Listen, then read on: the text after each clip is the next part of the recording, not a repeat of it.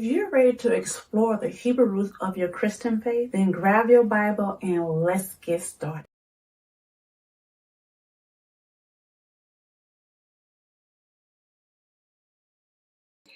I'm having a little technical difficulty, and it's probably me not moving fast enough for everything going today. But I want to just take a glimpse of last week. Last week, Jacob told Yehovah that he would give him a tenth. My question was, how was he going to do this? Was there a tabernacle back then?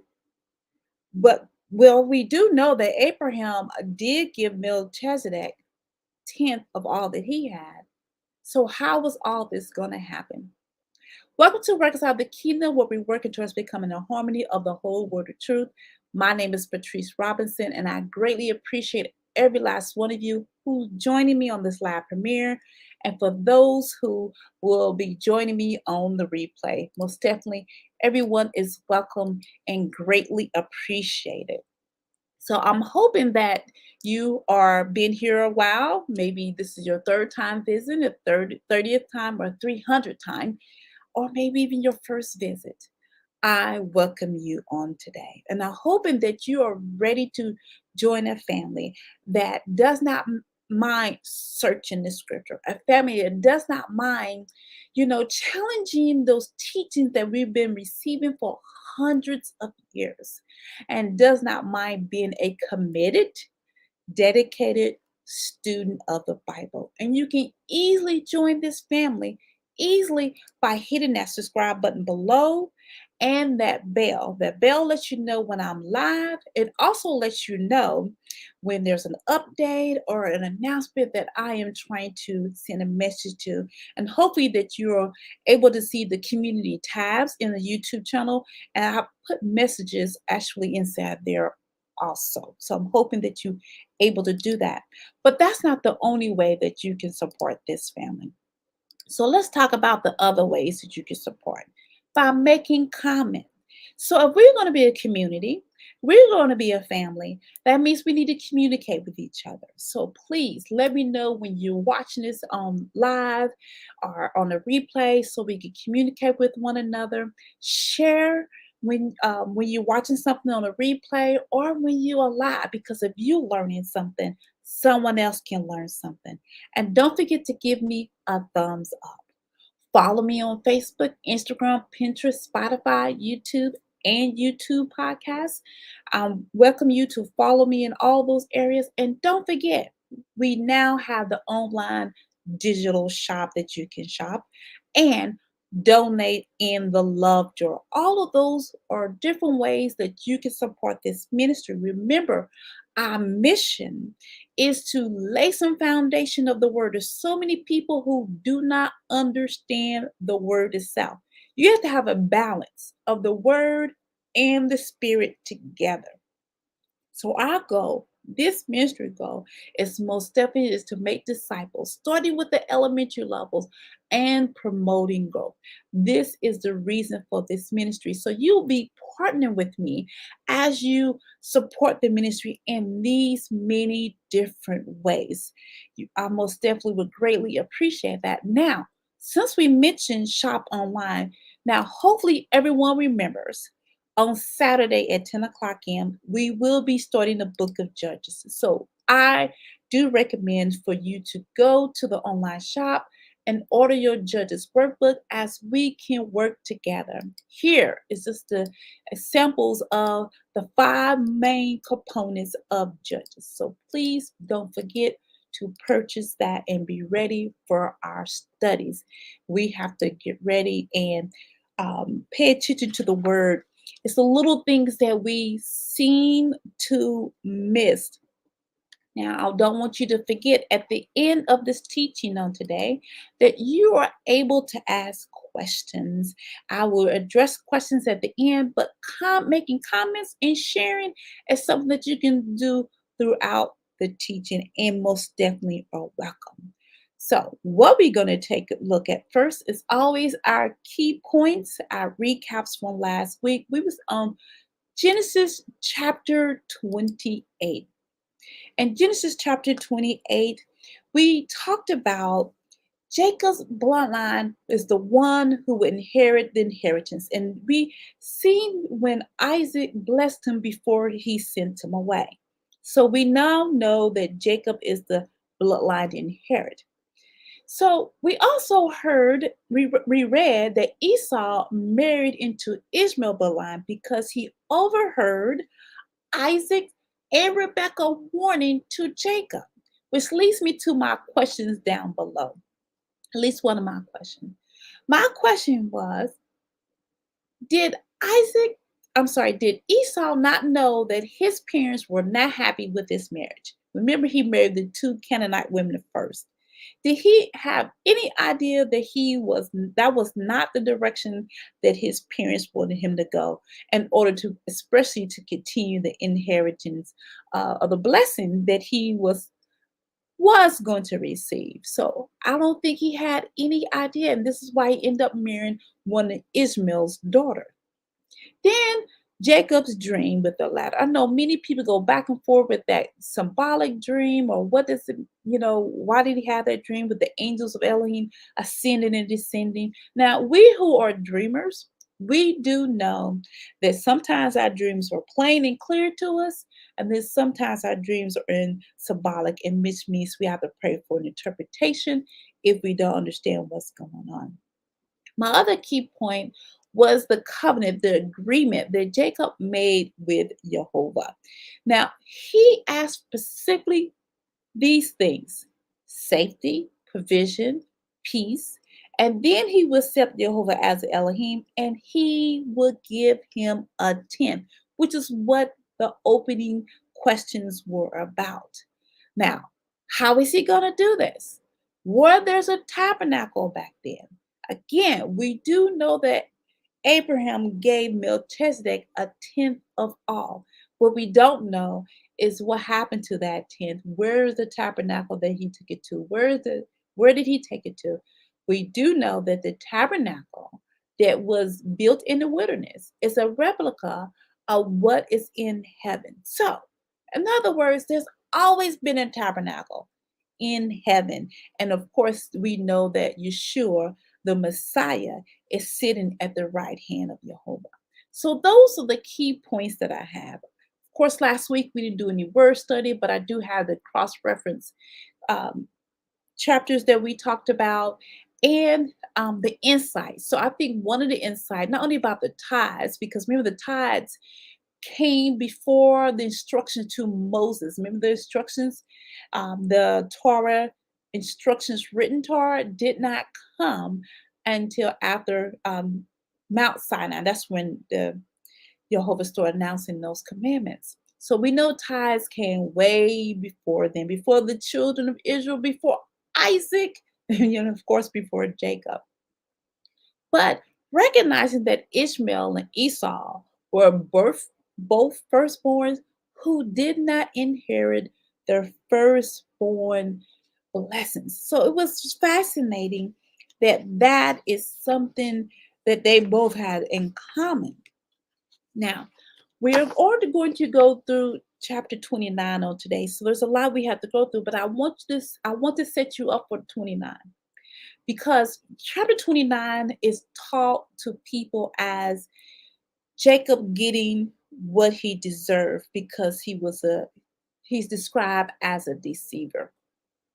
As you know, in chapter 27, which is 2 Tuesdays ago, we discovered that he was not the only one being a deceiver. And he actually only deceived Isaac one time.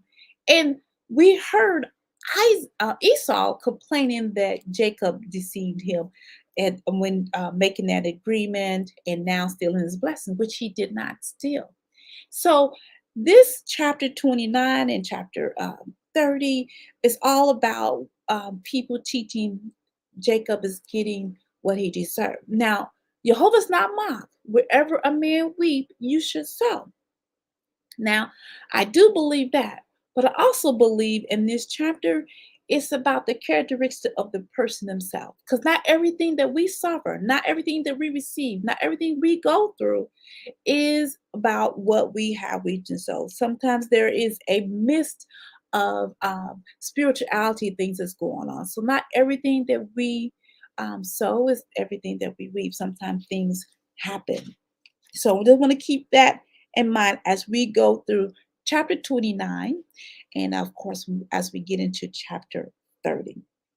Now, if I can describe chapter 29, I would literally describe it as a culture shock because of everything that Jacob is going to experience.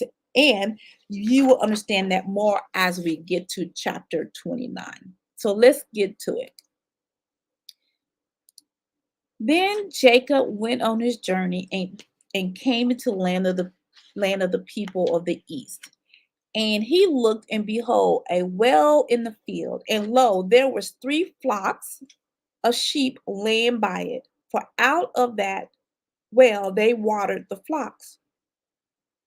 A great stone was up on the well's mouth, and thither were all the flocks gathered. And they rolled the stone from the well's mouth and watered the sheep, and put the stone again upon the well's mouth in his place. So Jacob, who has been sent from home, arrives to the east, and the narrative, Moses, gives us a look at what Jacob has walked upon. The flocks are laying around, waiting to be watered, basically doing nothing. Again, Isaac and Rebekah sent their son away for 2 reasons: to escape the fury of Esau and to get him a wife. Now, what I did notice in this chapter, as you would notice as we go along, that Jacob did not leave his parents' home with no gifts for a wife. Remember, Eleazar went to get a wife for Isaac, which is Rebekah. And when Eleazar left, he brought treasure and he gave treasure to Rebekah. Remember, he gave her a gold ring, bracelets, and earrings. So he did that for Rebekah and gave her family gifts. And we find that in Genesis chapter 24, 22. But here we have Jacob just empty handed, like he didn't have anything with him. There was nothing in his hand. Verse 4. And Jacob said unto them, My brethren, whence be ye? And they said, Of Haran. Or we? And he said unto them, Now ye Laban, know ye Laban, the son of Nahor? And they said, We know him. And he said unto them, Is he well? And they said, He is well. And behold, Rachel, his daughter, cometh with the sheep. And he said, Lo, it is yet high day, neither is it time that the cattle should be gathering together. Water ye the sheep and go and feed them. And they said, We cannot until all the flocks be gathered together, till they roll the stone from the well's mouth. Then we water the sheep. Jacob seems to believe that the people are not doing things in order. Now, I find this ironic because what I remember reading is that Jacob was a man of the tent and Esau worked in the field. We find that in Genesis chapter 25, verse 27. And the boys grew, and Esau was a cunning hunter, a man of the field, and Jacob was a plain man dwelling in the tents. So I assume dwelling in the tents when I read that, I probably should have looked up a word study, but I think I did. I don't remember. That means he did like the caretaker things maybe in the home. So I guess that Jacob actually was paying more close attention to things that was going on in the field than I thought. So he knew there was a specific order that things should go, at least according to his family.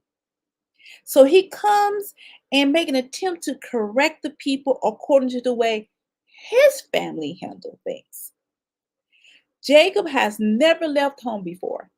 So he probably thought everyone does things the same way as he did it. And again, this was a cultural shock to him. We going on. Verse 9. And while yet spake with them, Rachel came with her father's sheep, for she kept them. And it came to pass when Jacob was saw Rachel, the daughter of Laban, his mother's brother, and the sheep of Laban, his mother's brother, that Jacob went near and rolled the stone from the well's mouth and watered the flock of Laban's, his mother's brother.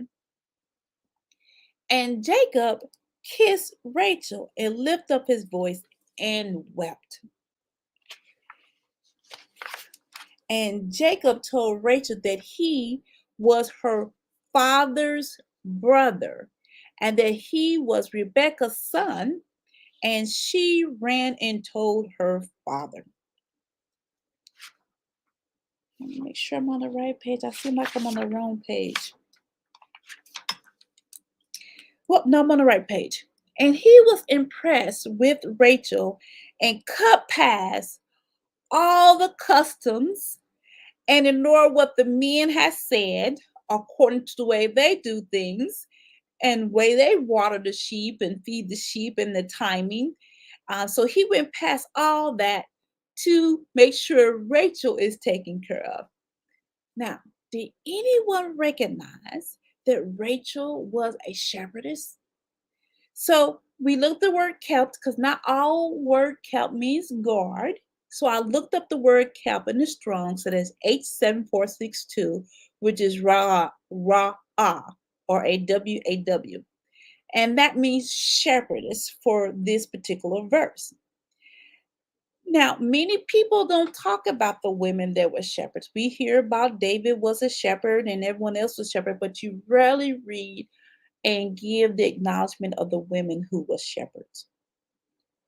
Then Jacob could not help himself in the midst of this, and he kisses Rachel and weeps.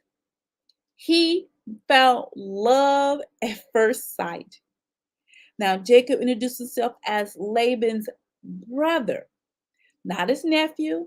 He didn't say, Rachel, I'm your cousin, but he uses the word brother. Now, cousin is not found in the Tanakh, Old Testament at all, but you do find it in the New Testament in Greek. And you'll find that in Luke chapter 1, verse 36. And behold, thy cousin Elizabeth, she hath also conceived a son in her old age, and this is the 6th month with her, who was called barren. So this is Mary, the mother of Yeshua. The angel is giving her some instructions about Elizabeth, who is pregnant with John, his cousin. Now, this word brother that we find here in the Strong's H251, and it means relative. So I'm trying to remember how to pronounce this. Um, it is ak. That's what it is, ak.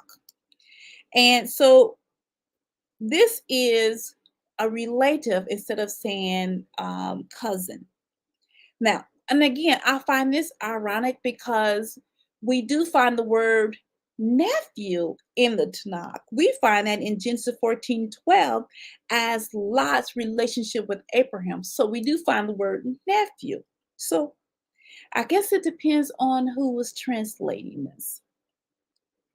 So after all, Rachel was very excited about Jacob, and so she ran home to her father. And again, Jacob kissed her, did not give her any gifts as is he wanted to marry her. Now, he left home with nothing, and it's probably because he left in a haste because Esau was pretty upset and threatened to kill him. Verse 13.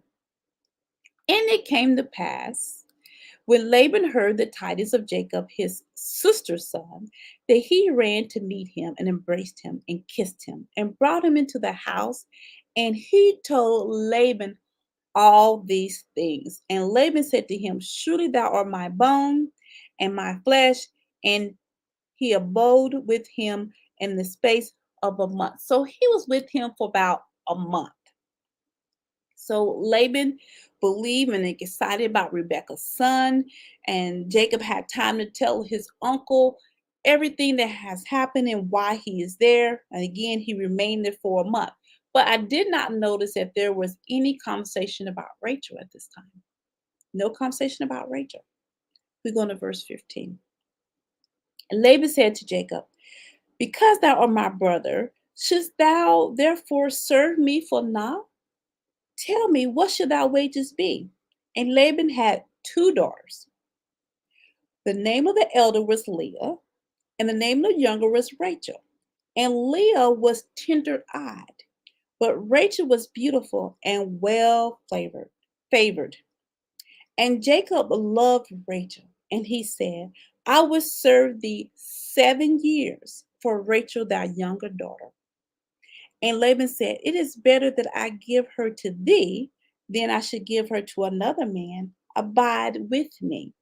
And Jacob served 7 years for Rachel, and they seemed unto him but a few days, for the love that he had for her. It has been about a month. Laban wants to pay Jacob for the work he does, so they made an agreement. And I don't think Jacob was used to working in the field, but again, maybe he did some of the field work. Like I said, he knew that what his family did is totally different from what the sheep herders were doing, the herders were doing at that time. So maybe he understood a lot more than what we thought. So he made this deal. He made this agreement. I'll work 7 years. And of course, it went by fast because he was very excited about marrying this younger daughter. Now, Laban did not come up with this agreement. This is something that Jacob came up with. These two daughters, he was able to see this entire month. So he had time to change his mind if he wanted to see if he wanted Leah or not, because they are not sitting at the table till after a month. So he had time. But the Bible tells you that Leah was tendered eyed. So because she was tendered eye, and we have to look that up. And we find it in the H5, A69, and it means so it's the word is iron, but it means beauty. So she was not as beautiful as Rachel. The Bible doesn't say that she was like she was a ugly girl. I hate that word. But she was more humbled than Rachel's beauty. And so he worked 7 years. He was stuck on his mind that he's going to serve and get Rachel. So he was very excited about that. Verse 22. And Laban gathered together all the men in the place and made a feast. So this is 7 years later. He's very excited. It went by fast, 7 years, and he's ready to get married to this beautiful woman that he first fell in love with at first sight and kissed her. And it came to pass in the evening that he took Leah, his daughter, and brought her to him, and he went unto her. And Laban gave unto his daughter Leah Zilpah, his maid, for a handmaid. And it came to pass that in the morning, behold, it was Leah. And he said to Laban, what is this thou hast done unto me? Did not I serve with thee for Rachel? Wherefore thou beguiled me? Well, we know that means he deceived him. And Laban said, it must not be so done in our country to give the younger before the firstborn. I don't think he didn't have no idea. So fulfill her week, and we will give thee this also for the service which thou shalt serve with me yet 7 other years. So remember, Jacob came up with that 7 years. And Jacob did so and fulfilled Leah's week, and he gave him Rachel his daughter to wife also. And Laban gave to Rachel his daughter Bilhah his handmaid to be her maid. And he went in also into Rachel, and he loved also Rachel more than Leah, and served with him yet 7 other years. There's actually a lot in that passage to cover. There really is. So I am just going to try to keep it as simple as possible. So the 7 years are complete. Laban made a feast, and the feast seems like it happened all day long because it said it came to pass in the evening. So Leah and her servant were brought to him, and we have to remember, getting a handmaid or servant is something that was common, because remember, when Rebecca left, she was given a nurse too, and you will find that in Genesis chapter 25 and 29. And they sent away Rebecca, their sister, and her nurse, and Abraham's servant and his men. So Laban was fully aware that Jacob had no idea what he was getting into because he asked for Rachel. Laban fully knew what he was doing. No question about that. He was deceiving him. Yeah, maybe Jacob is getting what he deserved because he deceived his father. But I also believe this was a part of Laban's character. So we know he worked for Rachel, but could you imagine this next morning? Jacob realized that he did not get Rachel, that he got Leah. Could you imagine her response to his response? How did that make her feel? And all those type of emotions. I just can't imagine what it was like in that tent that morning. I don't know if there was any yelling or screaming. I have no idea. But we do know Jacob was furious and he was upset. So no one told Jacob the entire month before he asked before Laban was going to give him some wages. No one told Jacob about in that culture that the older have to get married for the younger. I mean, they had time. Rachel even had time to tell her if he was seeing her. I don't know. No one told him about the family custom. Rebecca, his own mother, did not tell him about the custom. So again, this was another culture shock that he ended up getting two wives when he just wanted one. And so now he has two wives, he has two handmaids. So now he has a household of four women, from one to four women as well. Jacob most definitely was in love with Rachel, so he did not mind. I'm assuming that was going on. But the Bible did not exactly say in the future along. I didn't see that he said he didn't love Leah eventually. I think, of course, we will get to that in later verses. But again, this was a culture shock to Jacob because he had no clue this was going on. Now, I do want to touch on this. Most people would think that Jacob marrying two wives is adultery. But I want to set this straight and get a full understanding of this.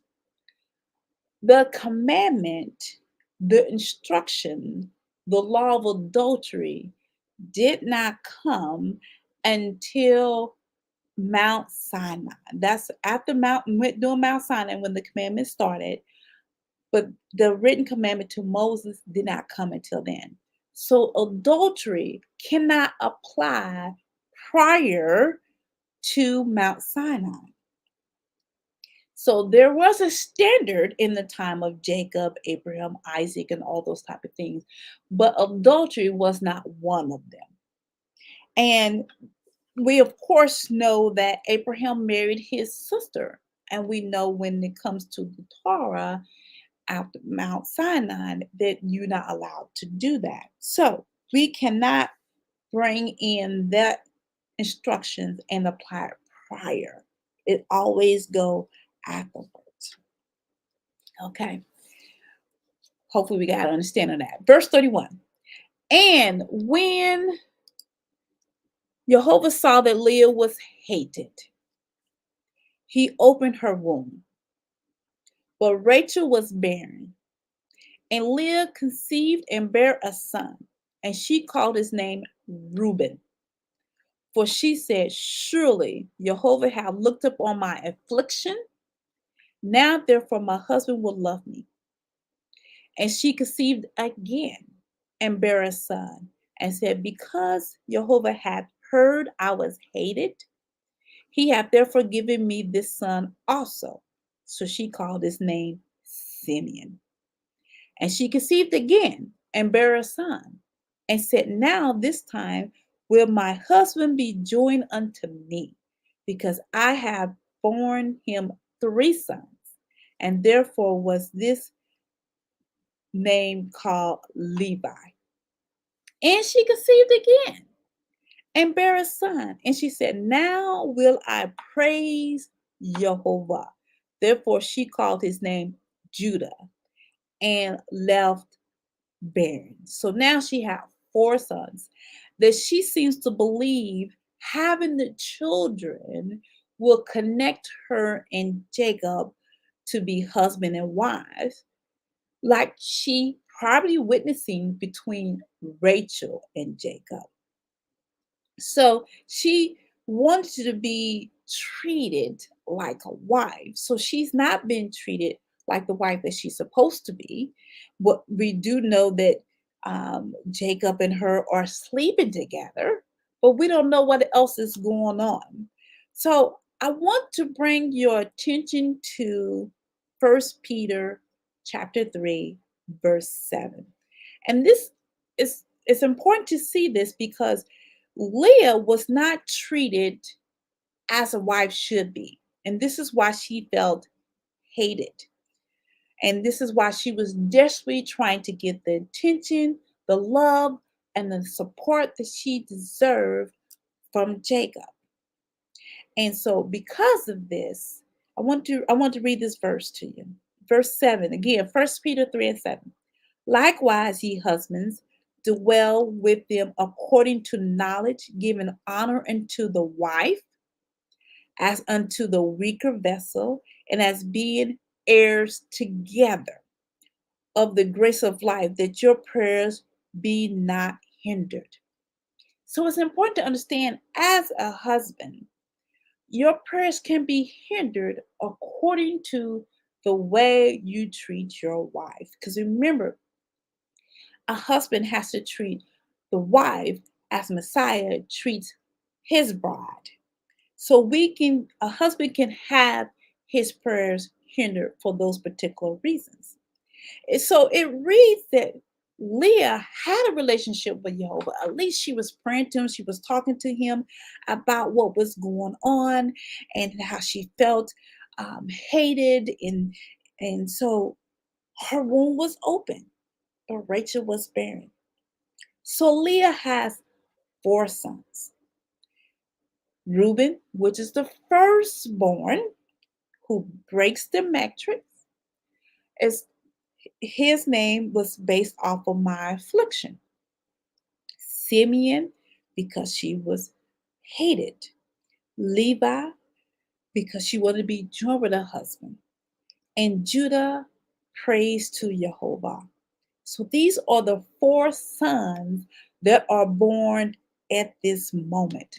And it's important as we go on this journey to remember the bloodline, to remember the numbers of the sons, who's the first, second, third, all those things, because you're going to need to know that as we continue on the path. And I would try to keep that as a remembrance as we go along this journey. So I'm hoping that you are learning something.